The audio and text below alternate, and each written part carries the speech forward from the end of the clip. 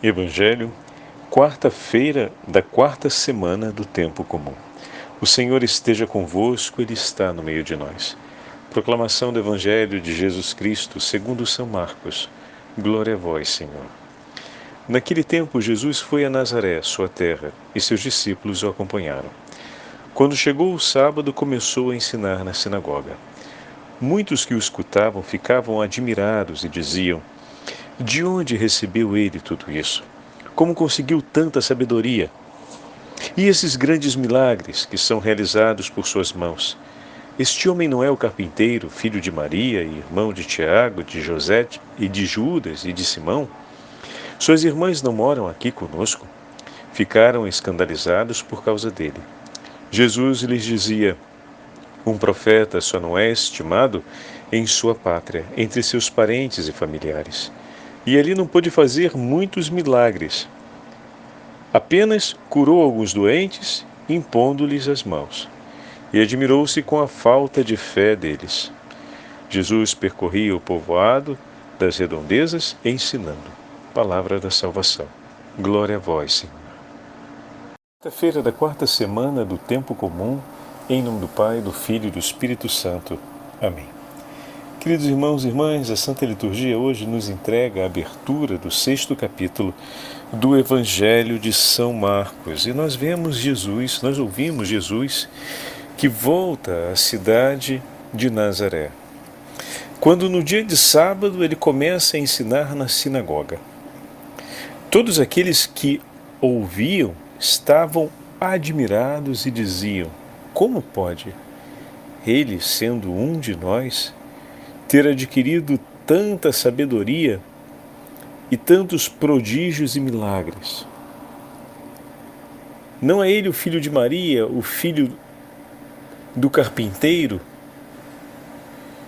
Não conhecemos os seus parentes e familiares? Meu irmão, minha irmã, essa frase do Evangelho, essa declaração do Evangelho, traz para a gente um certo tom amargo. Por quê, Padre Fábio? Vejam vocês, todos aqueles que conviviam com nosso Senhor Jesus Cristo, de imediato se davam conta da autoridade que estava sobre ele. Por diversas vezes no Evangelho de Marcos é reconhecida a força e a autoridade da pregação de Jesus. Tem quem diga: mas em Nazaré ele viveu uma vida escondida. Ok. Escondida enquanto sem os milagres que acompanharam a missão messiânica. É verdade. Porém, como se faz a esconder as virtudes da alma? Como se faz a esconder as virtudes humanas? Como pode conviver ao lado de uma pessoa que não comete pecados, como é o caso do Senhor, e sobre isso não há dúvidas, e eu não me dou conta dos valores e dos méritos que existem presentes na vida daquela pessoa? Como terem convivido com São José e a Beatíssima Virgem Maria sem perceberem os valores e as virtudes que acompanham a justiça do coração daquele que é declarado pelas Escrituras como um homem justo. E na tradição de Israel, a justiça é uma das virtudes mais altas. Como é possível conviver ao lado daquela que em tudo no coração guardava a vontade do Pai e que agia com caridade penetrante em tudo o que fazia? Não se esqueçam, Lucas escreve na visita de Isabel as palavras de Santa Isabel que marcam uma compreensão da primeira comunidade cristã, Mãe do meu Senhor. Então, já nos anos 70, os cristãos reconheciam na Virgem Santíssima a Mãe do Senhor, a Mãe de Deus. Muito bem, mas uma coisa é certa, isso não começa depois da ressurreição do Senhor, porque as virtudes da Virgem Maria a acompanham antes, durante e depois do parto. O que significa dizer que aquela comunidade de Nazaré, não obstante estar cercada cada dos sinais evidentes da presença de Deus no meio deles, não conseguiam reconhecê-los por causa da sua pouca fé. E tratam com uma certa, para não dizer uma grave, perplexidade, como se fosse uma disparidade enorme, ver as atitudes e os gestos de Jesus com a sua vida cotidiana. O que vai contrariamente a tudo aquilo que a Sagrada Escritura diz, porque o Senhor está ao lado do homem justo. Ele escuta a súplica daquele que o invoca, daquele que guarda a sua palavra no coração. O Senhor se faz próximo. Com autoridade ele revestiu aqueles que criou e escolheu para si. O Senhor é verdadeiro no seu falar e cumpre suas promessas. Toda a Sagrada Escritura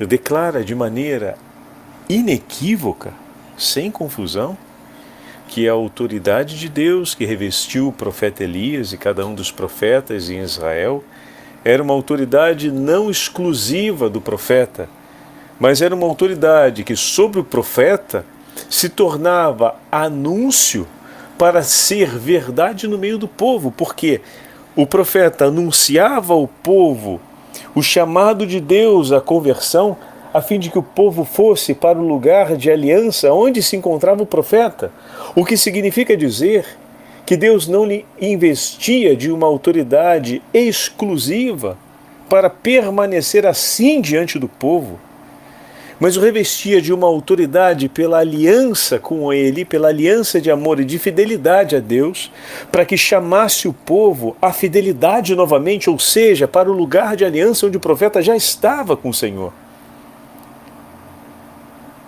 E como assim eu vejo na vida desse homem todos os sinais que são os sinais do poder de Deus no seio dessa família? E quando esses sinais começam a retumbar de maneira extraordinária nas realizações proféticas de Jesus, eu olho como se fossem duas realidades quase impossíveis de estar conjugadas no mesmo lugar. Como assim ele, que é o filho de quem nós conhecemos, o filho de Maria, o filho de José, que morou entre nós, que nós conhecemos a sua família, como pode ser ele? E alguém diz, bom, essa afirmação foi diante da proclamação de Jesus como Messias e a espera do Messias que viesse de Belém, segundo as tradições da terra de Judá e não de Nazaré. O Messias que viria de uma família real e não de uma família simples, como era a família de Nazaré. E todas essas combinações que a gente muitas vezes explica com os dados bíblicos, dizendo a razão dessa perplexidade. Mas o padre, eu não quero focalizar com vocês esse motivo que explica a razão da perplexidade, mas a disparidade entre o acontecimento da promessa de Deus. Que de fato todas essas perguntas poderiam surgir, mas elas deveriam, como posso dizer, caducar ou desmoronar diante da evidência do poder de Deus acontecendo. A evidência, ela seria uma resposta efetiva à dúvida. De que modo, Padre Fábio? Diante dessas evidências, o mínimo que nasceria aqui era o desejo de estar mais próximo do Senhor, e a gente ouviria a conclusão do texto de uma outra forma. O Senhor inicialmente fez poucos milagres, mas aos poucos a fé do povo foi aumentando e o Senhor fez muitos outros milagres em Nazaré. E o texto não conclui dessa forma. O texto conclui dizendo que a pertinência da dúvida foi mais forte e o Senhor realizou poucos milagres porque pouca era a fé deles. O que significa dizer, à luz do reconhecimento das evidências, que elas não foram recolhidas pelo povo. De fato, todas aquelas perguntas que no estudo bíblico a gente pode colocar como sendo pertinentes, né? Como eu acabei de explicar, Como poderia ser ele o Messias, se o Messias deve vir de uma família real, se o Messias deve vir da casa de Judá e nós estamos em Nazaré e tudo mais, nós conhecemos o pai e a mãe dele, sabemos que não tem uma tradição própria, real, etc. Ainda que José fosse da casa de Davi, mas está se realizando, esperávamos que essa realização, essa evidência fosse maior, ou seja, não apenas um da descendência de Davi, mas um que fosse da linhagem real do tempo presente em que se encontra e não pertencente à casa como um todo, e tantas outras explicações que a gente chega à razão das dúvidas.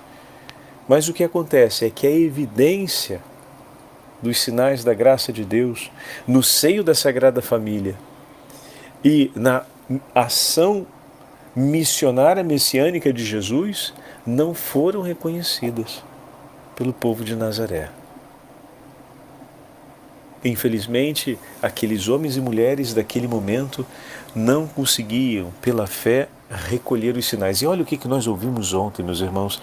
Lembra o episódio de Jairo que ouvimos ontem e da mulher que sofria do fluxo hemorrágico? Que coragem ela teve, falávamos ontem a respeito disso. O testemunho de fé, o Senhor vem, ela foi. E ela se lança em meio à multidão para tocar o Senhor. Ela poderia ter colocado uma dúvida, mas é mesmo esse o Senhor e a multidão que o pressiona? Isso fica muito difícil para mim. Alguém já pediu para ele fazer alguma coisa, mas vou eu mesmo lá? Então várias dúvidas poderiam gerar ali uma pertinência de questionamento a ela, se vale ou não vale, se é ou se não é. Mas o que ela faz? Ela renova a fé e se lança no meio da multidão. E diz a si mesmo, se eu conseguir tocar a barra do seu manto, eu vou ficar curada.